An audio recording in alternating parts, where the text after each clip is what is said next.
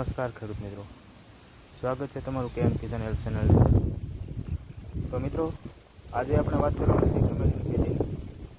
તો મિત્રો, ટમેટીની અંદર મિત્રો અત્યારે આપણે ખાસ કરીને જોઈએ તો ફૂગનો પ્રશ્ન વધારે આવતો હોય છે મિત્રો. તો આપણે એ ફૂગને કેમ થઈને મિત્રો કંટ્રોલ કરી શકીએ, તો તેની વાત આજે આપણે મિત્રો કરવાના છીએ. જો મિત્રો એક ધારો આપણે જો વરસાદ ચાલુ હોવાથી ટમેટીની અંદર ફૂગ જલ્દી આવી જાય છે મિત્રો, તો તેને આપણે કઈ રીતે કંટ્રોલ કરવું મિત્રો, આપ જોઈ શકો છો મિત્રો. આવી રીતના આપણે ફૂગ જોવા મળે છે ટમેટીની અંદર. તો પાન પણ સુકાઈ જતા હોય છે મિત્રો. જો તમારે આવી રીતના ટમેટીની અંદર પ્રોબ્લેમ હોય છે મિત્રો, તો આપણે તેનું શું આપણે ઈલાજ કરવો મિત્રો, અને તેના માટે આપણે કઈ દવા ફંગીસાઇડ આવે છે જે કઈ છાંટવી છે તેની આપણે વાત કરવાની છે મિત્રો.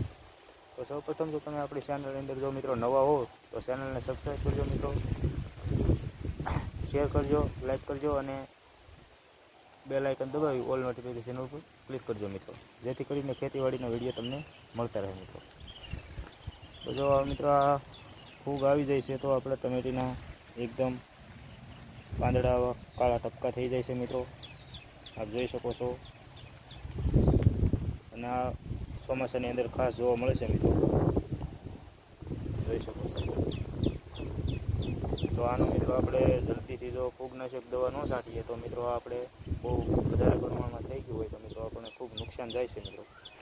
તો આપણે તેના માટે કઈ દવાનો આપણે છંટકાવ કરીએ મિત્રો, તો ચાલો વાત કરીએ.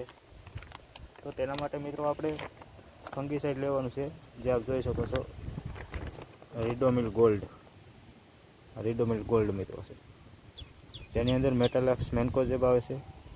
મેટાલેક્સ 4% અને મેન્કોજેબ 66% આવે છે મિત્રો. અને આ એક સિસ્ટમિક કોન્ટેક્ટ ફંગીસાઇડ હોય છે મિત્રો, જે પાંદડા ઉપર જઈને ફૂગને મારવાનું કાર્ય કરે છે મિત્રો.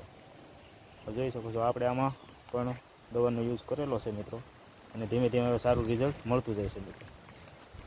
તો મિત્રો તમારે પણ જો આવી ટમેટીની અંદર આવી રીતના પ્રશ્ન હોય છે મિત્રો ફૂગનો, તો આપણે આ રીડોમિલ ગોલ્ડનો છંટકાવ કરી શકો છો મિત્રો. એક પંપની અંદર 30 ml નાખવાનું છે મિત્રો.